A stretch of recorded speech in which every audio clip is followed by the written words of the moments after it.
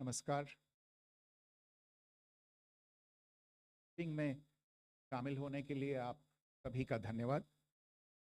जैसा कि आप सभी जानते हैं, 22 अप्रैल 2025 को लश्कर ए तैयबा से संबंधित पाकिस्तानी और पाकिस्तान प्रशिक्षित आतंकवादियों ने भारत में जम्मू और कश्मीर के पहलगाम में भारतीय पर्यटकों पर बर्बरतापूर्ण हमला किया। 25 भारतीयों और एक नेपाली नागरिक को कायरतापूर्ण मौत के घाट उतार दिया गया।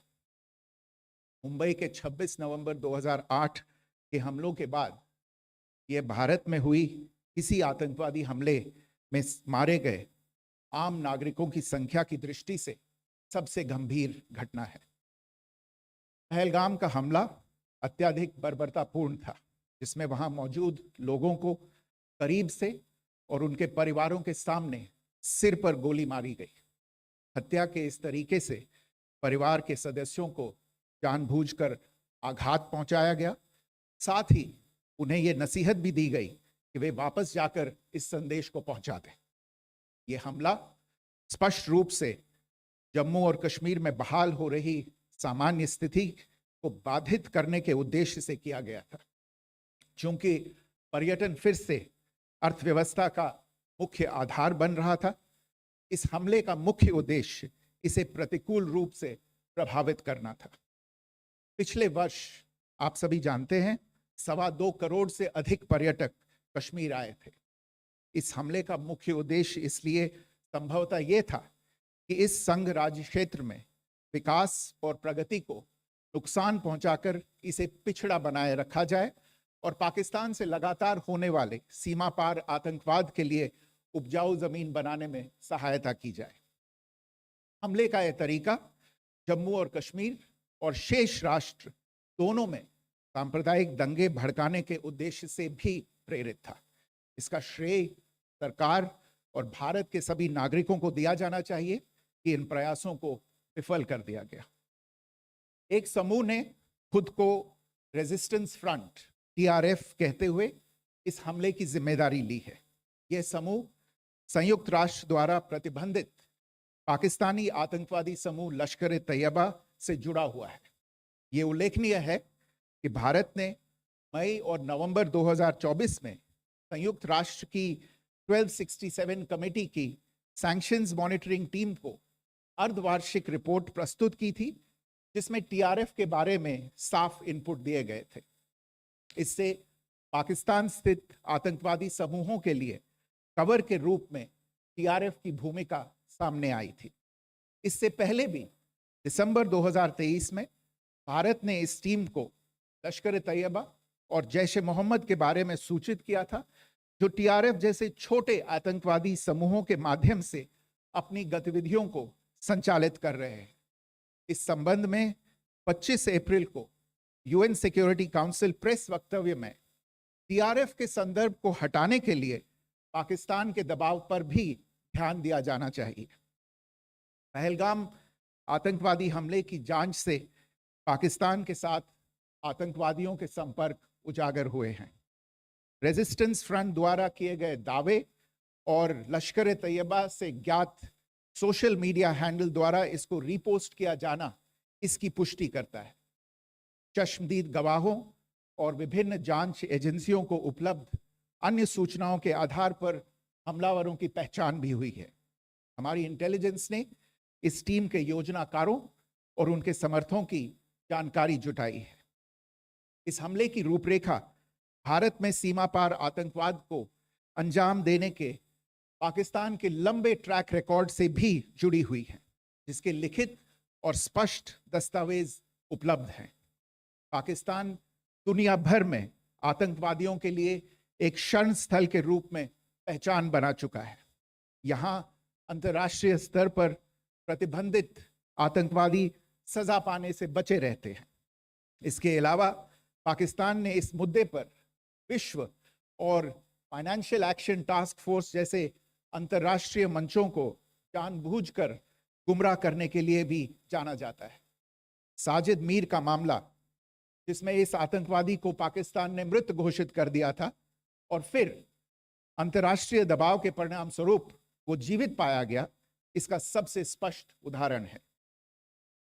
ये स्वाभाविक है कि पहलगाम में हुए इस हमले से जम्मू और कश्मीर के साथ साथ भारत के अन्य भागों में भी आक्रोश देखा गया। हमलों के बाद भारत सरकार ने स्वाभाविक रूप से पाकिस्तान के साथ संबंधों को लेकर कुछ कदम उठाए। आप सभी उन निर्णयों से अवगत हैं जिसकी घोषणा 23 अप्रैल को की गई थी। तथापि ये आवश्यक समझा गया कि 22 अप्रैल के हमले के अपराधियों और उनके योजनाकारों को न्याय के कटघरे में लाया जाए। हमलों के एक पखवाड़े के बाद भी पाकिस्तान द्वारा अपने क्षेत्र या अपने नियंत्रण वाले क्षेत्रों में आतंकवादियों की इंफ्रास्ट्रक्चर के विरुद्ध कार्यवाही करने के लिए कोई स्पष्ट कदम नहीं उठाया गया है। उल्टे वो इनकार करने और आरोप लगाने में ही लिप्त रहा है। पाकिस्तान आधारित आतंकवादी मॉड्यूल्स पर हमारी खुफिया निगरानी ने संकेत दिया है कि भारत के विरुद्ध आगे भी हमले हो सकते हैं। अतः इनको रोकना और इनसे निपटना दोनों को बेहद आवश्यक समझा गया। आज सुबह, जैसा कि आपको ज्ञात होगा, भारत ने इस तरह के सीमा पार हमलों का जवाब देने और उन्हें रोकने तथा उनका प्रतिरोध करने के अपने अधिकार का प्रयोग किया है। ये कार्यवाही नपीतुली, नॉन एस्केलेटरी, आनुपातिक और जिम्मेदारीपूर्ण है। यह आतंकवाद की इंफ्रास्ट्रक्चर को समाप्त करने और भारत में भेजे जाने वाले संभावित आतंकवादियों को अक्षम बनाने पर केंद्रित है। आपको यह भी स्मरण होगा कि 25 अप्रैल 2025 को संयुक्त राष्ट्र सुरक्षा परिषद ने पहलगाम आतंकवादी हमले पर एक प्रेस वक्तव्य जारी किया था, जिसमें आतंकवाद के इस निंदनीय कार्य के अपराधियों, आयोजकों, फाइनेंसरों और प्रायोजकों को जवाबदेह ठहराने और उन्हें न्याय के दायरे में लाने की आवश्यकता पर जोर दिया गया था। भारत की आज की इस कार्यवाही को इसी संदर्भ में देखा जाना चाहिए। Good morning. Thank you all for joining this briefing. As you are all aware, on April 22, 2025, Pakistani and Pakistan-trained terrorists belonging to the Lashkar-e-Taiba carried out a savage attack on Indian tourists at Pahalgam in Jammu and Kashmir in India. They murdered 26 people, including one national of Nepal, causing the largest number of civilian casualties in a terrorist attack in India since the 26 November 2008 attacks in Mumbai. The attack in Pahalgam was marked by extreme barbarity, with the victims mostly killed with headshots from close range and in front of their families. Family members were deliberately traumatized through the manner of the killing, accompanied by the exhortation that they should take back the message. The attack was clearly driven by the objective of undermining the normalcy returning to Jammu and Kashmir. In particular, it was designed to impact the mainstay of the economy, tourism, with a record 23 million tourists visiting the valley last year. The calculation, presumably, was that harming growth and development in the Union Territory would help keep it backward and create fertile ground for continued cross-border terrorism from Pakistan. The manner of the attack was also driven by an objective of provoking communal discord, both in Jammu and Kashmir and the rest of the nation. It is to the credit of the government and the people of India that these designs were foiled. A group calling itself the Resistance Front has claimed responsibility for the attack. This group is a front for the UN-proscribed Pakistani terrorist group Lashkar-e-Taiba.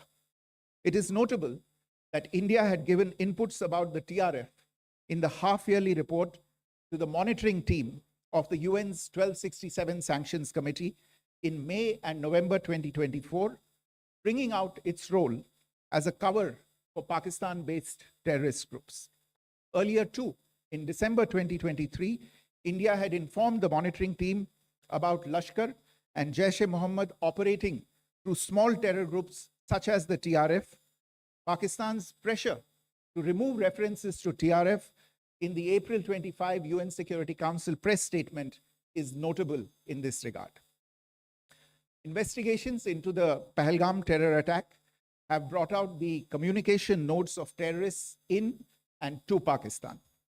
The claims made by the Resistance Front and their reposting by known social media handles of the Lashkar-e-Taiba speak for themselves. Identification of the attackers based on eyewitness accounts, as well as other information available to law enforcement agencies, has also progressed. Our intelligence has developed an accurate picture of the planners and backers of this team. The features of this attack also tie in with Pakistan's long track record of perpetrating cross-border terrorism in India, which is well documented and beyond question. Pakistan also has a well-deserved reputation as a haven for terrorists from around the world, with internationally proscribed terrorists enjoying impunity there. In addition, Pakistan has been known to willfully mislead the world and international forums, such as the Financial Action Task Force, on this issue. The Sajid Mir case, in which this terrorist was declared dead and then, in response to international pressure, brought back to life, found alive and arrested, is the most glaring example. The latest attack in Pahalgam has understandably generated deep anger in Jammu and Kashmir and in other parts of India. Following the attacks, the government of India naturally responded with a set of initial measures relating to our engagement with Pakistan.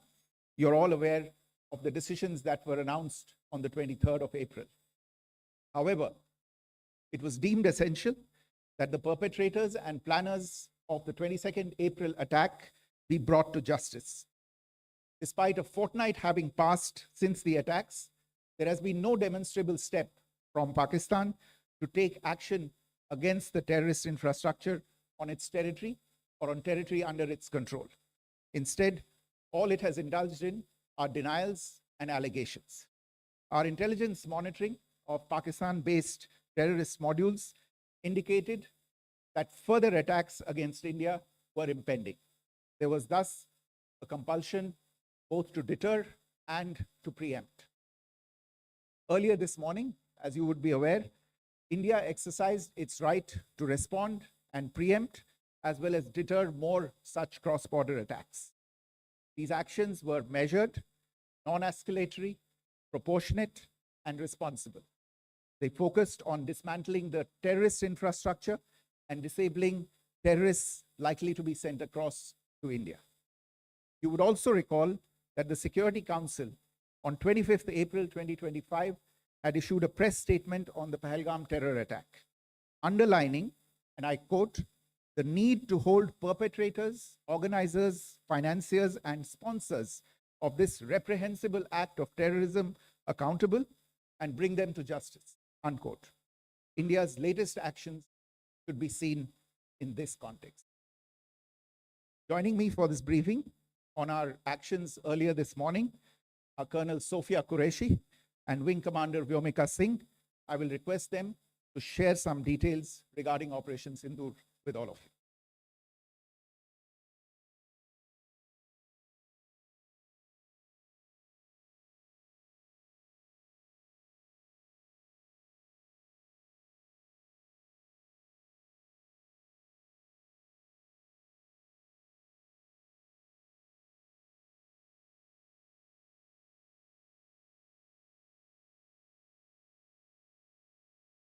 प्रभात देवियों और सज्जनों, मैं colonel Sophia Qureshi और मेरे साथ wing commander Vyomika Singh आज आपको 6 से 7 मई 2025 की रात 1:05 से 1:30 बजे के बीच भारतीय सशस्त्र बलों द्वारा अंजाम दिए गए ऑपरेशन सिंदूर के बारे में जानकारी देंगे। ऑपरेशन सिंदूर 22 अप्रैल को पहलगाम में हुए विभत्स आतंकवादी हमले के शिकार मासूम नागरिकों व उनके परिवारों को न्याय देने के लिए लॉन्च किया गया था। इस कार्रवाई में 9 टेररिस्ट कैंप्स को टारगेट किया गया और पूरी तरह से इसे बर्बाद किया गया। पाकिस्तान में पिछले 3 दशकों से टेरर इंफ्रास्ट्रक्चर का निर्माण हो रहा है। इसमें recruitment, indoctrination centres, training areas व लॉन्च पैड शामिल थे, जो पाकिस्तान और पाक अधिकृत जम्मू कश्मीर POJK दोनों में फैले हैं। Operation Sindoor was launched by Indian Armed Forces to deliver justice to the victims of Pahalgam terror attack and their families. 9 terrorist camps were targeted and successfully destroyed. Over the last 3 decades, Pakistan has systematically built terror infrastructure. It is a complex web of recruitment and indoctrination centers, training areas for initial and refresher courses, and launch pads for handlers. These camps are located both in Pakistan as well as Pakistan-occupied Jammu and Kashmir areas. Some of the well-known training camps are located, as you can see on the screen. They are distributed from Sawai Nala in the north, counting to approximately 21, ending at Bhagalpur to the south. इन लक्ष्यों का चयन विश्वसनीय intelligence सूचनाओं के आधार पर हुआ ताकि आतंक गतिविधियों की रीढ़ तोड़ी जा सके, और यह खास ध्यान दिया गया कि निर्दोष नागरिकों और सिविलियन इंस्टॉलेशन को नुकसान न पहुंचे। The selection of these targets for Operation Sindoor was based on credible intelligence inputs and role of these facilities in perpetrating the terror activities. The locations were so selected to avoid damage to civilian infrastructures and loss of any civilian lives. This was done with due diligence, and the camps selected for targeting and their engagement will now be shown to you one by one. POJK के targets मैं आपको बताना चाहूँगी। सबसे पहले सवाई नाला camp Muzaffarabad, जो कि POJK के लाइन ऑफ कंट्रोल से 30 किलोमीटर दूर है। यह एक लश्कर-ए-तौयबा का ट्रेनिंग सेंटर था। 20 अक्टूबर 2024 सोनमर्ग, 24 अक्टूबर 24 गुलमर्ग, 22 अप्रैल 2025 पहलगाम, इन हमलों के आतंकियों ने यहीं से प्रशिक्षण लिया था। सैयदना बिलाल कैंप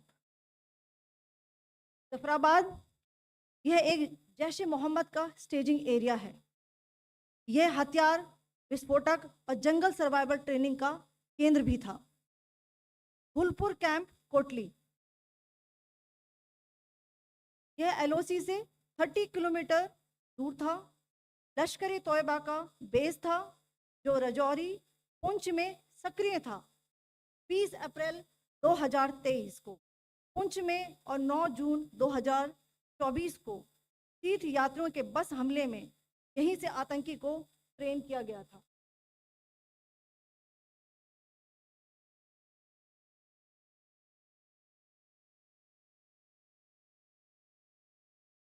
बरनाला कैंप भिम्बर, ये एलओसी से 9 किलोमीटर दूर है। यहाँ पर हथियार हैंडलिंग, आईईडी व जंगल सर्वाइवल का प्रशिक्षण केंद्र था। अब्बास कैंप कोटली,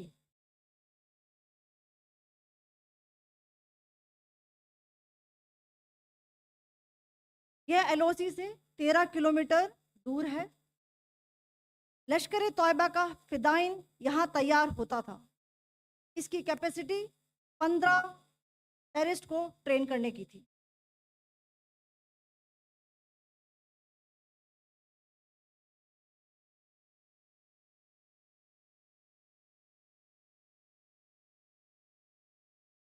अब मैं पाकिस्तान के अंदर के टारगेट से अवगत कराना चाहूंगी। पहला, सर्जल कैंप सियालकोट, यह अंतर्राष्ट्रीय सीमा से 6 किलोमीटर की दूरी पर है, सांबा कटवा के सामने।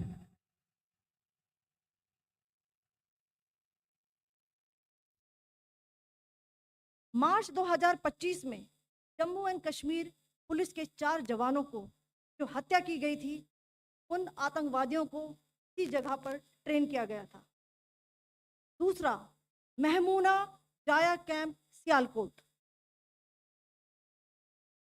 यह 18 से 12 किलोमीटर आईबी से दूर था।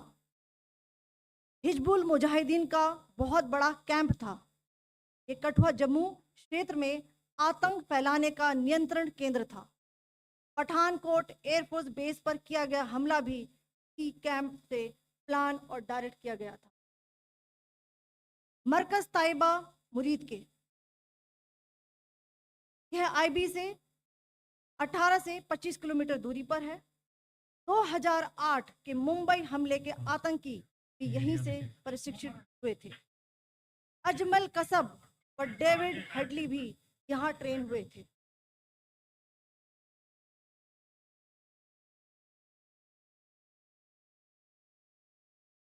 आगे दूसरा आया।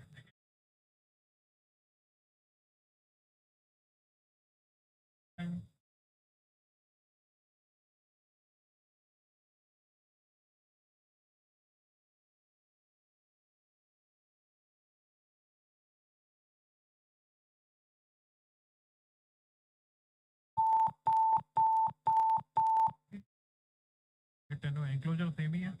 Just hit the target.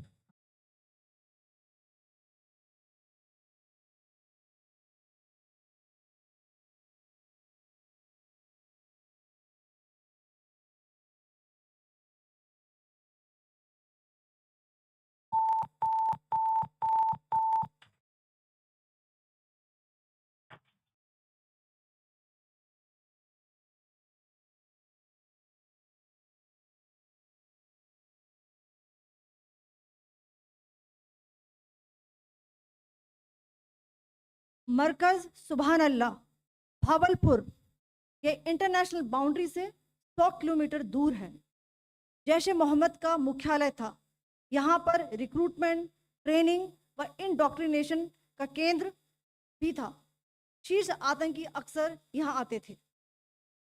मैं आप सबको बताना चाहती हूँ कि किसी भी सैन्य ठिकाने का निशाना नहीं बनाया गया और अभी तक किसी तरह की नागरिक क्षति की रिपोर्ट नहीं है।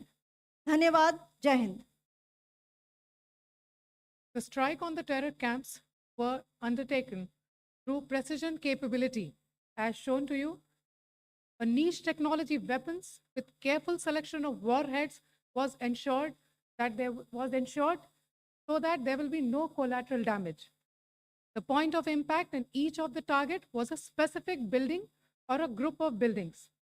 All the targets were neutralized with clinical efficiency, and the results reiterate the professionalism of the Indian Armed Forces in the planning and execution of their operations. No military establishments were targeted. India has demonstrated considerable restraint in its response. However, it must be said that the Indian Armed Forces are fully prepared to respond to Pakistani misadventures, if any, that will escalate this situation. Jai Hind, and thank you very much. Ladies and gentlemen, friends in the media, I ask your indulgence today in view of the fact that this is still an evolving situation.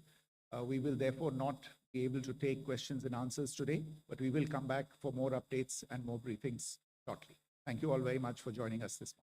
Thank you.